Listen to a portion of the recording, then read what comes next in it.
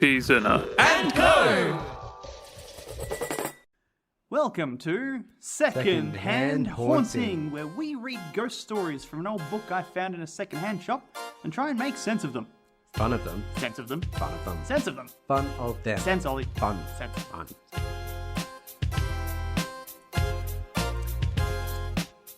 Hey, Ollie. Hey, Callum. We've got a story here from Haunted Inns by Marc Alexander called Sobbing at the Old Inn. When I was a child, I had a penchant for horror stories. Indeed, when it came to my favourite heroes, Count Dracula ranked with Dr. Dolittle. And my best time of the week was the threepenny Saturday matinee when I sat in the sticky dark watching the adventures of the Mummy, Frankenstein's monster, or the Wolfman. Okay, so a little glimpse into Marc Alexander's own childhood there, and he thinks Count Dracula is a hero. I must admit, I had similar sort of opinions as a child as well. Actually, when I was a young child, so I'm talking like mid-primary school. Sure. I dressed up as Count Dracula for some childhood party. What, book fair or something? Oh, something like that. And was very much dressing up as Dracula as more of a hero worship than a villain. Okay. And this would have been presumably before Francis Ford Coppola's Bram Stoker's Dracula, where he was ever so slightly heroic? Well, before I watched it anyway. Okay, yeah. That's good. Do not watch Dracula as a child. My goodness, no. Oh, I was going to try and stay on topic for this, but my God, is there so many Dracula movies. Yeah. And I'm trying to remember the Dracula movie that was like a comedy. Are you thinking Dracula Dead and Loving It, starring Leslie Nielsen, directed by Mel Brooks? I'm not, but I do remember that. Are we talking black and white? Yes. Are we talking Abbott and Costello meet Dracula? I don't know. But that would have... Monster Squad? No. Oh, I found it. I actually found it. Yeah? It's called The Fearless Vampire Killers. Oh, okay. And it's from 1967. 67, and still black and white? Maybe? I think I was wrong about that. Or you just were watching it on an old black and white TV? Could be, but it is a colour movie. I'm going to go out here on a limb. Highly recommend. Okay. The Fearless Vampire Killers. Excellent. I relished these sagas with an enjoyment that no adult can achieve. All right, young Marc Alexander, all right. Just so you know, listeners, I involuntarily raised my eyebrows to that. Yeah, we were both, doubt. And the only distress I ever felt was due to the way the normal world victimized the monster or the Wolfman, particularly the Wolfman. Okay, no, it's fair. The monster is a victim in that story. And frankly, so is Wolfman, I think. I don't want to piss off any listeners, but it brings back the concept of Twilight. I've never read a book. I have made it halfway through the first movie. It's just a hard watch. But I feel like it is a case in which the vampires are not necessarily villainous. So it is coming back to that idea of like having some vampires that are villainous and some vampires that are drinking cow's blood and somehow surviving. You know, Marc Alexander has now passed, unfortunately, but I think he might have lived long enough to see a Twilight film, and I wonder what he thought of them. Well, I guess it's unfortunate that he couldn't get turned, obviously. Because vampires aren't real. Says you. I can still remember the anguish as my favourite cinema character was hounded through some vague East European wood, full of carbon dioxide mist by villagers with silver bullets in their rifles. Edgar Allan Poe and Algernon Blackwood I enjoyed with equal zest. Strangely, the only thing to send a real shudder up my spine was the traditional song, Widecombe Fair. You hear that rap tapping at my chamber door? Yes, it's a vampire. I think we're going to get a little bit of... I don't even know if I'm pronouncing that right. Widecombe Fair. I do not know why it should have such a chilling effect, but chilling effect it had. When I got to... When the wind whistles cold on the moor of a night, all along, down along, out along Lee, Tom Pierce's old mare doth appear ghastly white. My scalp was prickling. The final verse, which describes how through all the long night could be heard skirling and groans, really caught my imagination. Are we getting to the inn at some point here, Mark, or what? I don't know, but I think it'd be good as a pirate shanty. That song, it might be. Yeah, wow. Yeah. So if you feel like doing it as a pirate shanty, then please record it and reach out to us at secondhandhaunt@gmail.com. That's 2ndhandhaunt @gmail.com. I'm going to look up this song later, and I reckon that the two of us should record a version of it and put it up as like a Patreon bonus or something. If and when we get a Patreon. So I'm hearing, let's get a Patreon. Yeah, it's going to happen, isn't it? Over a dark and eerie moor, I could visualize a pale light coming nearer and nearer until I could see a skeletal horse and, with it, the dead man. Old Uncle Tom Cobley and all, who had set out so gaily on their return from the Widecombe fair, only to meet their mysterious doom while the wind skirled round the tors. I must confess to feeling a certain nostalgia for that creepy feeling of childhood as I drove along the Dartmoor lanes, which were only just wide enough for my car. Big old 70s cars, I assume. My destination was the Old Inn at Widecombe on the Moor. Sorry, Widecombe in the Moor. Do you know, my grandfather used to have like a really, really old Holden car, and it was so old that there was a law that allowed him not to have seatbelts. Yes, yeah. Do you remember that? Classic cars, yeah. Yeah, I'm not even sure if that law still exists, but it was back in like the late 90s. Like if you had a car that was made before a certain time, you didn't have to have seatbelts because it wasn't part of the regulation. Yeah, I think so. It's part of, it's like a Sunday driver thing or whatever, where if you have an old classic or imported car, like if it's an American car and it's the left-hand drive, because we are a right-hand drive in Australia, you don't have to convert it if it's of a certain class and you only drive it a certain number of days a year. I love the car that I have these days, but there's something so incredibly romantic about those old cars. I can still remember the feel and the smell of the leather and the heavy leaded metal gasoline. Sure, but like the heavy metal doors, and it just felt like a real thing, like it had a life of its own. Yeah, your senses are all like heightened when you're driving along in a death trap. A death trap with no seatbelts. So, yeah. Yep. To be fair, though, I think the justification was that it was solid? Indestructible. Yeah, so solid that they thought it would just like rip through anything else. That's true. In its path. Yeah. Any other car it crashed into, the old Holden would be fine. The occupants would be fucked, but the car would be fine. Actually, there is a little fun fact in that. Oh, God. Is there going to be I've been in memorial yet? Well, no. Okay. No. I think I've actually been in numerous car crashes, more than you'd think. But okay, there was more than. Hang on, I'm gonna hold up some fingers here. More than. No. Okay. Probably about that number though. Okay. So you know it's less than 10. But there was one particular car crash that I was in where the driver flipped the car in midair. What? It landed on the roof, and I remember I had like a can of cola in my hand, and my can of cola, like from the momentum of the crash, came out of my hand, went straight through the windscreen, and the windscreen popped out of the front of the car. Jeez. But I was perfectly safe, strapped in my seatbelt. Because of seatbelts. Not a scratch on me. Well. So, seatbelts. I wouldn't have made it through that if I didn't have a seatbelt. I know that for an absolute fact. Buckle up. I found the Great National Park to be suitably spooky. The high sky had a bruised look, the hills had a sense of grim brooding, while the rocks on the tops of the tors looked like huge toy bricks placed there by fingers of giant children.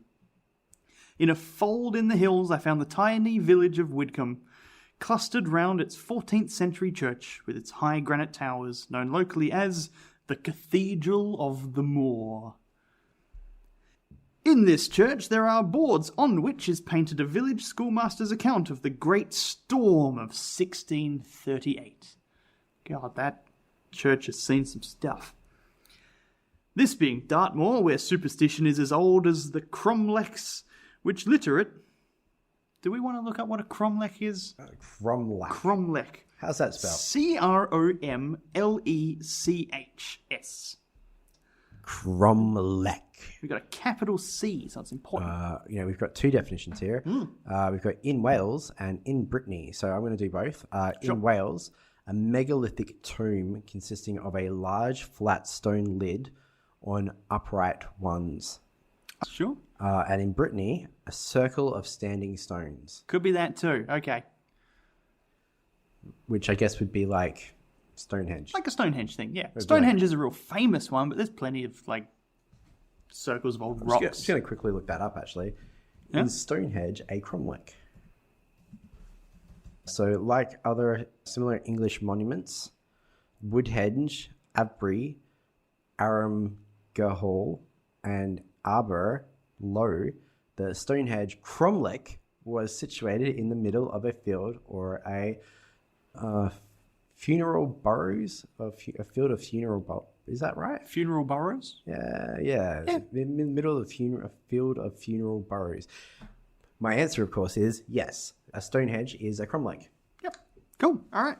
So, somewhere around Widecombe, there's a whole bunch of stone circles. Nice. Cool. This is a spooky place. I like it. Woo. There is a strange story about the storm. According to the legend, a mysterious stranger appeared in the Tavistock Inn at the neighbouring... I'm a stranger. at the Tavistock Inn at the neighbouring village of Poundsgate. Oh, fuck. I love English place names. They know how to name something. Outside, the lightning flashed, and, as the stranger drank, the landlady saw, to her horror, he had a cloven hoof. Not hooves, hoof. I am a stranger, and I am a sitar. Satyr? Hello, Satyr? I am a stranger, and I'm a... a satyr. Satyr. Yeah, the stranger is not an Indian stringed instrument. Do you have any nymphs nearby? Oh, stop that. He put down the tankard and threw some coins on the table before vanishing into the tempest. The dazed landlady put the money into a bowl, only to find it had turned to dead leaves the next time she looked, a piece of magic she attributed to friendly pixies, who had made the change to prevent her endangering her soul by accepting payment from Satan.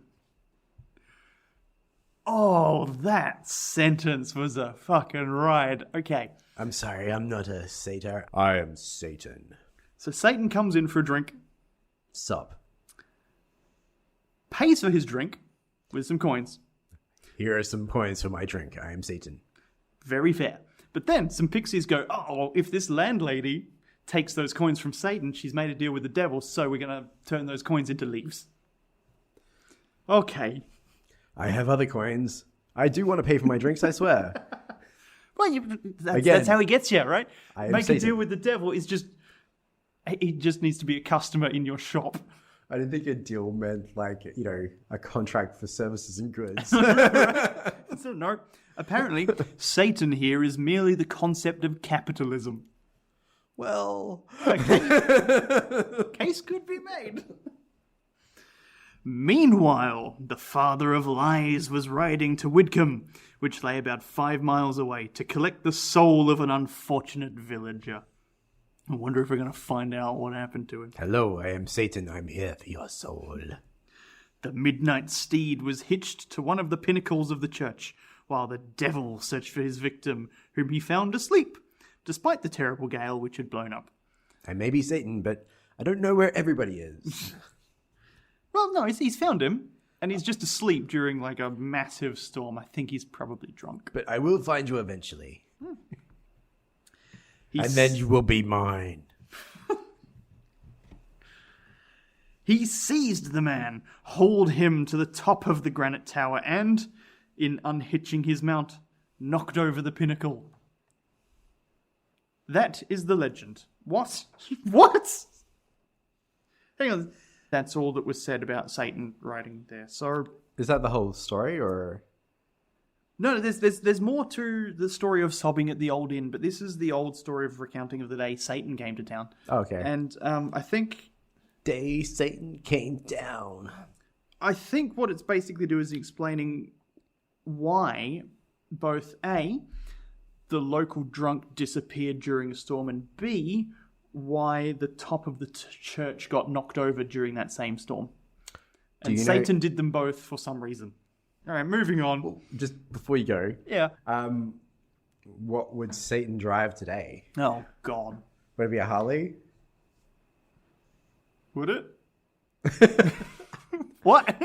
I guess I was asking you, and then I put in a suggestion. Oh, okay. I thought that was the punchline. No. I was genuinely saying, if you were Satan, you were like, okay, what am I going to drive as Satan? What's your go-to Satan vehicle? Because let's just assume, for argument's sake, that horses are out of fashion. 67 Cadillac. Ooh, Mustang. Nice. No. One of those, what are they called? The three-wheeled motorcycles? Is it just... It's not a tricycle, is it? No.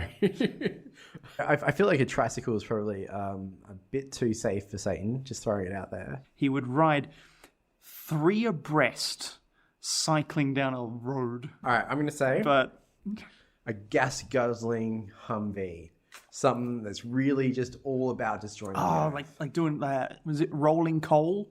Yeah, something just like that. Belch smoke out the top. Yeah. Something that's just really like, I am just doing my absolute best to destroy the earth around me. So I'm thinking like some, Humvee, smoke out the back. Private jet. Oh, okay. Well, perfect. Yeah.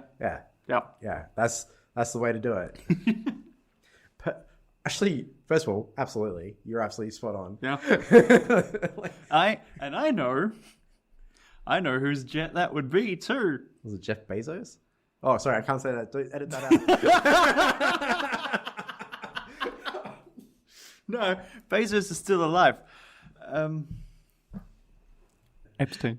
The facts are that on Sunday, 21st October, 1638, during the afternoon service, a thunderstorm swept Widecombe Valley. The northeast pinnacle was struck by lightning, causing it to crash through the roof, and this was followed by a fiery ball which flashed through the church, killing 4 of the congregation. Others among the 62 injured died later. Okay, so, yeah, the top of the church fell off during the storm, and people said it was Satan. Sounds right. Now, I've forgotten the fact that this was all in a painting by the schoolmaster, but he reappears in the story now. The schoolmaster, in his quaint lines, left some graphic descriptions of the catastrophe. Do you know, I really miss the age where we could blame everything on Satan. You can still do it if you want. You'll only be believed by a certain proportion of the probably population. Have to sign up to some sort of religion or something. It seems like a lot of effort. No, just start your own. Just L. Ron Hubbard it, A crack of thunder suddenly, with lightning, hail and fire, fell on the church and tower here, and ran into the choir. A sulphurous smell came with it, and the tower strangely rent. The stones abroad into the air with violence were sent. Some broken small as dust or sand, some whole as they came out. Forth of the building here lay in pieces round about. Some fell upon the church and brake the roof in many places. Men so perplexed were they knew not one another's faces. They, or most, were stupefied, that with so strange a smell, or other force, whate'er it was, at that time befell. One man was struck dead, 2 wounded, so they died a few hours after. No father could think on his son, nor mother mind her daughter. One man was scorched so that he lived but 14 days and died, whose clothes were very little burnt, but many there beside were wounded, scorched, and stupefied, so that so strange a storm, which who had seen would say 'twas hard to have perceived a worm. The different affections of people then were such, that, touching some particulars, we have omitted much. Well, I don't think that was Satan. I think that was Voldemort. Stupefy. God damn it. You son of a... I can't reach you, but cheers. Cheers. I know, stupefied in that poem twice. I mean, look, he's a schoolmaster, not a poet. But, you know what? Some of those rhymes slapped. Not sure what they're talking about. 'Twas hard to have perceived a worm. Now, there's WORM. I think they might just be saying visibility was low. I thought they were talking about Wormtail. Or... All right, moving on. I found the old inn standing opposite the church, just as it had stood for the last 6 centuries. Around it crowded tourists, while 2 parrots used as props by a photographer made the only splash of colour in the grey stone village. Everything is so old in England, isn't it? Yeah. Well, new things aren't haunted, I suppose, so there's a bit of selection bias here. I don't know if we touched on this, but we were talking about a building and a ghost that died in one room and then he was haunting the basement. Mm-hmm. I think it might have been an episode ago. Yeah. But it... Does it matter? They're all vague. Yeah, but it reminded me of like how there is this mythology around ghosts where they're usually trapped in a vicinity around like a property. Mm-hmm. Is this the same episode you were saying, no, it's fine not to exercise a ghost and let him go on? It sounds like me. Yeah. And it's a really, really weird mythology around ghosts, but I've always heard it in folklore and sometimes movies and TV series and stuff like that, where they're like trapped to a property, like a bounds of a property, which makes absolutely... like they can't go out the front gate even, though they just physically can't. But they can still go up and down like a house, but they're not like trapped to a room, but they're usually trapped to some sort of weird kind of boundary around the house. Now, that's not obviously true for all ghost movies and TV shows.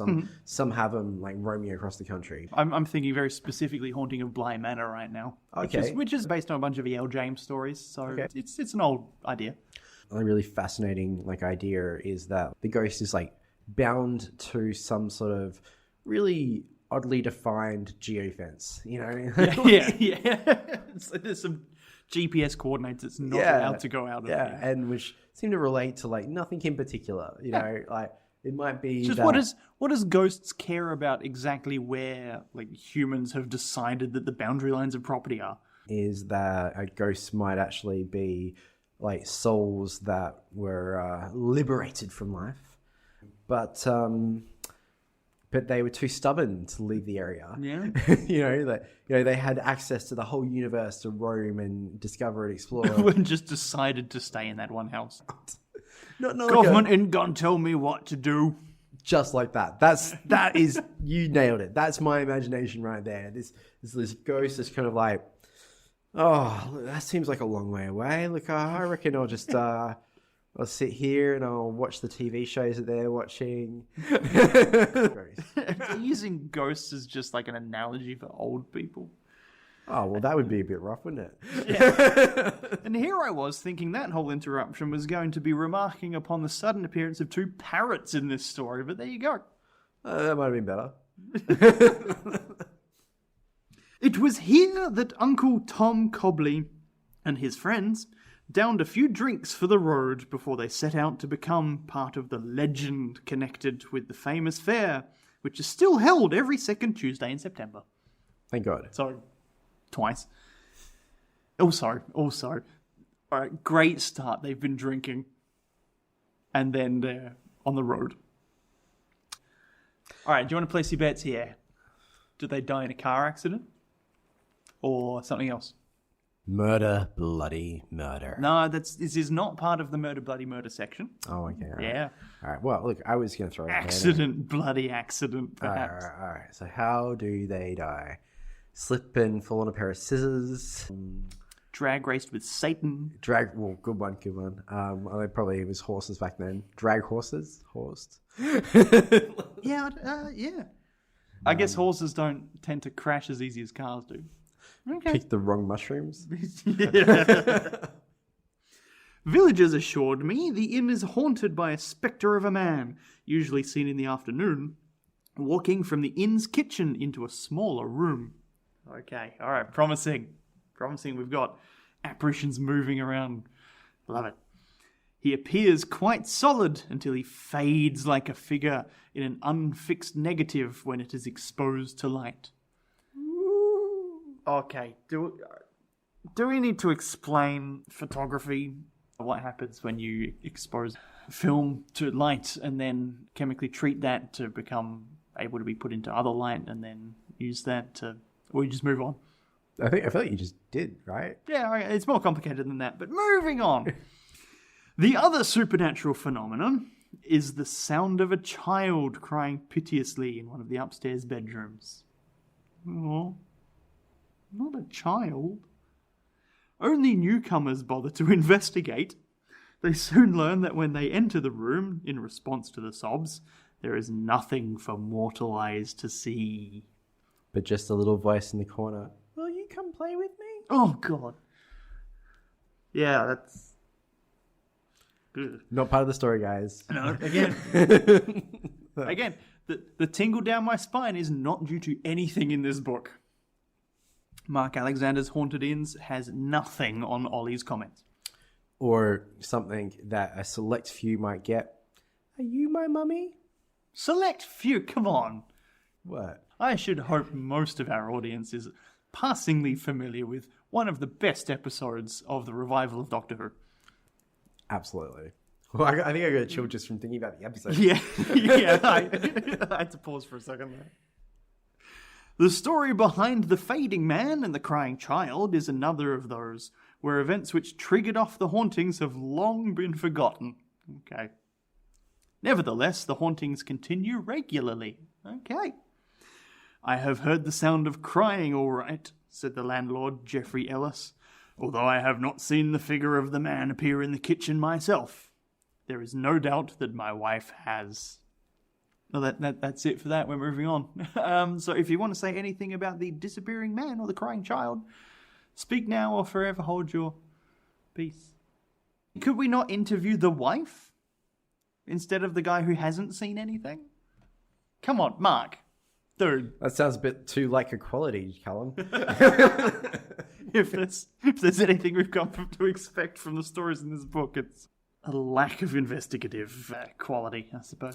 Look, I think that we have a long way to go as a society towards true equality, and I hope that everyone's working on it. But clearly we can see some progress from reading these stories. Yeah. Look, my theory back from like way back when I first discovered this book is Marc Alexander came up with a fantastic idea to just travel around England getting drunk in pubs and getting paid for it by his publisher. The dream. Yeah. There is one more curious thing about Widecombe that is worth mentioning. All right, it better be. If you travel north from the village for about 2 miles until you are close to the Hound Tor Inn, you will find an old grave mound with a weathered headstone near the narrow road.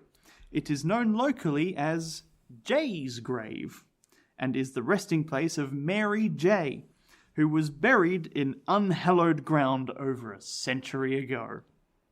Now, I'm just going to pause here for a second to mention to Olly that this is the first time this book has included an illustration.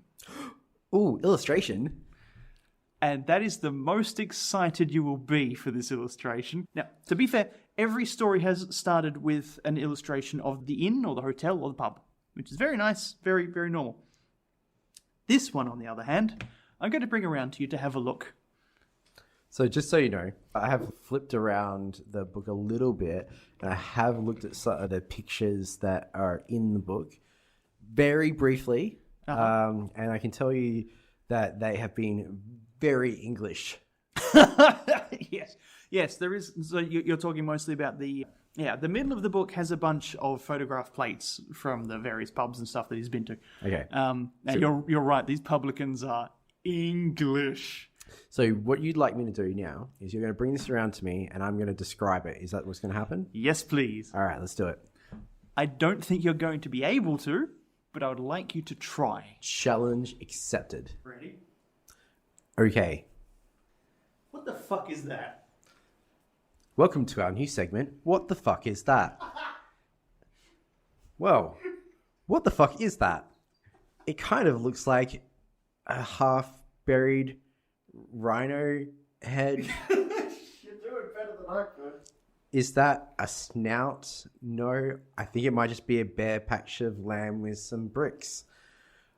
Or maybe it's the grave from a side on the side of a house. Let's call back to a few moments ago when we were talking about Doctor Who and the Are You My Mummy, right? Sure. So imagine that gas mask wearing child lying down on his side and it's only his head and it's flat. Yeah, kind of. I'm just going to turn it in a different direction to see if that makes it better. No, I'm going to turn it in another direction and see if that... No. Cannot tell what that's meant to be. So as far as I can tell, it seems like a patch of small part of land that means absolutely nothing. So thank you for joining us for What the Fuck Is That? Oh. Thank you, everybody. I needed to share my misery. She was a poor workhouse apprentice who hanged herself after she had been deserted by her lover. It is a sad little monument to the age-old theme of trusting love and selfishness. I think I will 100% agree with the adjective sad, if that is a picture of the monument. Oh, that's what it was supposed to be. Yes. Monument. Did you say that before? I can tell you right now, folks, that was not a monument. No, it's not. It's... Oh, it's... It was a big piece of nothing, is what it was. It's a shambles, is what it is. It was like a picture of a brick wall. A roughly drawn, badly drawn brick wall. Yeah. I'm sorry. Okay. The odd thing is that after all this time, her grave is never without flowers. Now, Could have Ollie, did you see flowers in that picture? 100% no. But what I could have seen is a grave from a side perspective. Like, that could have been a tombstone from a side perspective. Yeah, But- the famous thing about tombstones is they have all the important information on the side of them. That's what I was literally about to say. Like, I asked you this, Callum. Who would draw a tombstone from a side perspective, call it a monument, and put it into a book? You know what? Okay, hang on. I'm just gonna mark my page here for a second. Marc Alexander, Haunted Inns. Illustrated by Sandra Biggs.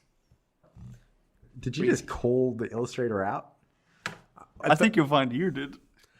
I'm sorry, Sandra. Although I have a sneaking suspicion that you're not around. I'll reach out and apologise if we need to. To quote Dartmoor Discoveries, a small guidebook which is on sale at Widecombe, nobody has been able to discover who places them on the mound. The flowers, that is. The mystery remains in spite of a watch being kept to discover the secret. End of quote. Okay, who's watching this? Obviously not enough. Just get a backtrack there for a second. Is a watch being discovered? So flowers keep appearing on this grave. Okay. And no one knows who keeps putting it there. Except for the despite ghost. the fact that there is always someone keeping a watch to The try ghost. and discover who has been putting it there. Oh, okay. So there's someone watching for the ghost. Yep. Okay. Or the the- flower ghost. Or the relative of the dead person, or whoever keeps putting the flowers mysteriously. It's a meticulous ghost for the ghost. Like someone's like going to go, I want to see the quality of these flowers. You know, like is this like a bunch of flowers from a florist, or are we talking like a couple of posies? It's just a weed that keeps growing. It's just good soil. It does make more sense. Yeah. Do you imagine there's like people out there that see flowers grow in a spot on top of a grave and think And think, who put that there? the ghosts? is growing these flowers. Oh. Okay, so You might be the first. this is off topic, but I thought this is a random little tidbit. Uh-huh. Okay, so when I was a kid, Yep. I used to watch Around the Twist. Oh, yes. And if you've ever felt like this, strange things happen when you're going round the twist. Around the twist. And there was an episode in Round the Twist where a fox was buried under a lemon tree. Yeah.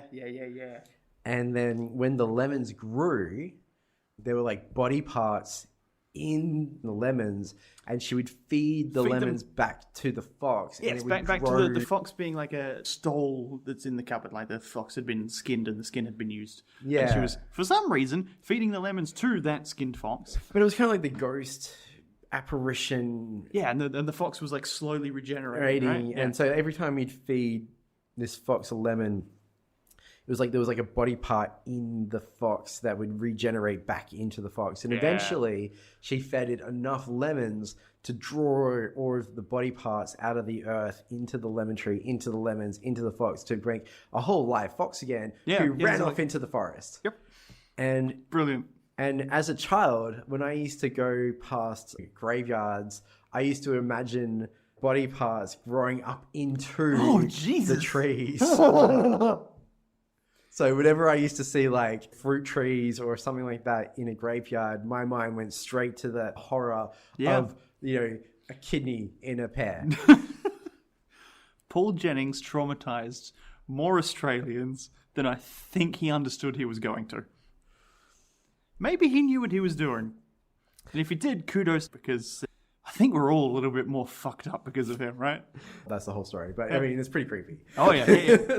If you haven't seen Around the Twist, get your eyes on some of it if you can. And if you can't, just read a bunch of Paul Jennings stories, because every Around the Twist episode is in some way adapted from a Paul Jennings story. There was another Paul Jennings book that I read that really stuck with me, where basically a spider bites him and his skin turns invisible.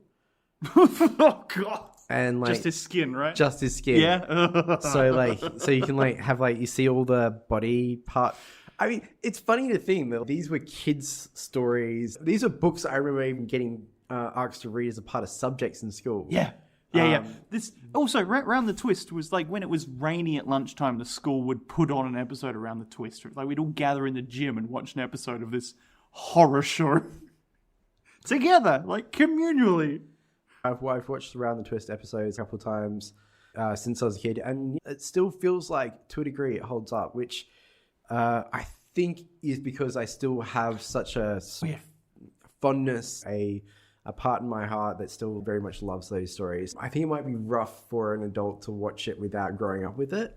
I would be curious, if you're listening to this podcast and have never read a Paul Jennings story or seen Around the Twist episode, please do so. Watch any of them, to be honest, except for maybe the one where Bronson pisses up a wall, because that one sucks. And send us an email at secondhandhaunt@gmail.com. Please let us know what you think of it, because I think it would probably still hold up, but it would also explain why Ollie idolized Count Dracula as a child.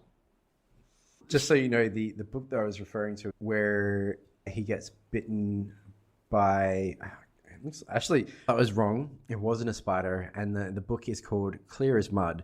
But I think, Ollie, you might appreciate, keeping in mind Round the Twist kind of stuff, the final line of this story here tonight, which is, regarding the mystery of the flowers appearing, could the answer be another of Widecombe's ghosts, that of the repentant lover trying to make futile amends?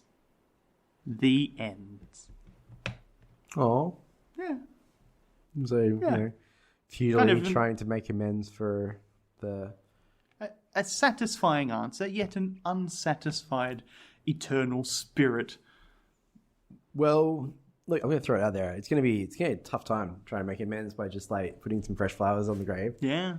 Hard to make up when you're the only one talking or actioning. When the other person is dead.